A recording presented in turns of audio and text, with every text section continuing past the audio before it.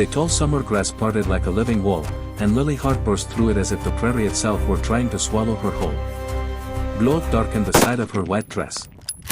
It clung to her thigh, warm and sticky, and every step sent a new wave of fire through her body. Her breath tore in and out of her chest in ragged, desperate pulls.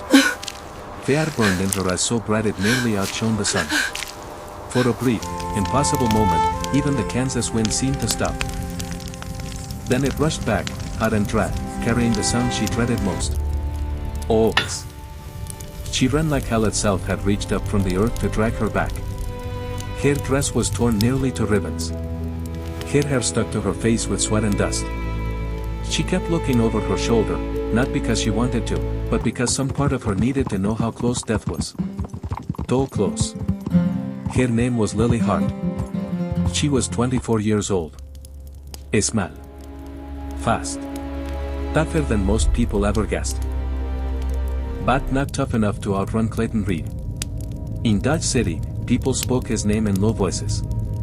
Some said they'd been born with a silver spoon in his mouth. Others said the spoon had been stolen, along with everything else he owned. Either way, Clayton Reed was the kind of man who believed the world existed to be taken from, and that whatever he wanted already belonged to him. Including Lee. And today, he had finally pushed her hard enough to make her run. The sun beat down on her like a hammer. The prairie stretched wide and empty, so quiet she could hear her own pulse pounding in her ears. Her lungs felt like they were tearing. Then came the sound that almost dropped her to her knees. A rifle cracked behind her. Sir. Man. Close. Something slammed into her hip like a red-hot iron. She cried out and pitched forward, the ground rushing up to meet her. Dirt exploded around her as she hit hard. The air ripped out of her chest in a single, useless gasp. For a second, the world went white. Then the pain came. She bit down on her own scream and pushed up on shaking arms. Her hand slipped in the dust. Her leg refused to work. Not now. Not yet. She dragged herself forward, every inch a battle. Her body begged her to stop. Her vision blurred. Her heart hammered like it was trying to break free of her ribs. But she did not cry. She did not scream. She crawled. Up ahead, through the shimmering heat, she saw it. Fence posts. A low shed. A small cabin.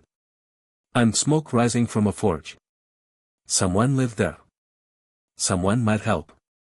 Or at least, someone might scare Clayton off long enough for her to stand again. She didn't know if there was a single man in Kansas brave enough to stand up to Clayton Reed. But she was willing to bet her life on a stranger. Her hands hit scattered hay at the edge of the yard. The smell of smoke and hot iron filled her nose. The world tilted. Then she saw him. Sawyer Briggs. 50 years old. Broad shoulders. Gray in his beard. Skin burned dark by decades of sun and wind. A man who looked less like he lived on the land and more like he had been carved from it. He sat beside a bale of hay with a hammer in his hand. He stood the moment he saw her fall. He crossed the yard with slow, steady steps. The kind that belonged to a man who didn't hurry for anyone and didn't fear much of anything. Lily tried to push herself upright. Tried to warn him. All she managed was a whisper. Please, help me. Sawyer knelt beside her. His eyes went straight to the blood soaking through the fabric near her hip. He pressed a hand near the wound. Pain ripped through her and she gasped, but she didn't pull away.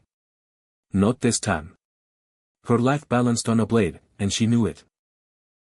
He looked up toward the horizon, where a thin cloud of dust was rising. Riders. Then he looked back at her. His face was unreadable.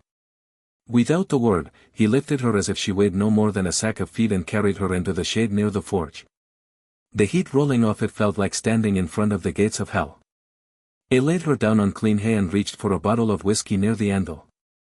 She tried to swat his hand away. "Five. Easy," he said.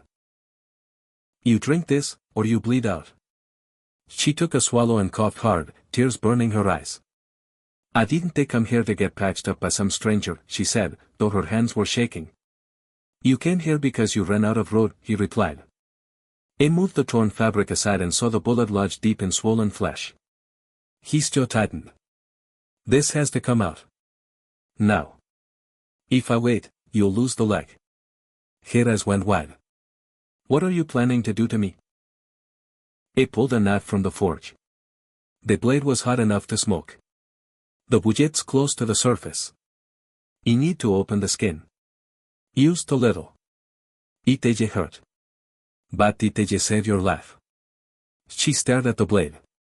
Then the words slipped out of her before she could stop them. Wait, you're putting that inside me?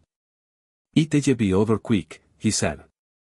Hold still, or this goes bad fast. Do it, she said. But if you kill me, I'm haunting you. He almost smiled. Almost. The blade touched her skin. She screamed. The world narrowed to pain and fire and the sound of hooves drawing closer. Outside, voices. Clayton was here. Sawyer didn't stop. The hot iron hissed against flesh. Lily gripped his shirt like she was hanging off a cliff. Her whole body shook. There, he muttered. Budget's turning. A voice rang out from outside. Briggs. You got something that belongs to me. Sawyer drove the tool in deeper. The bullet came free and hit the dirt. A pressed cloth to her wound.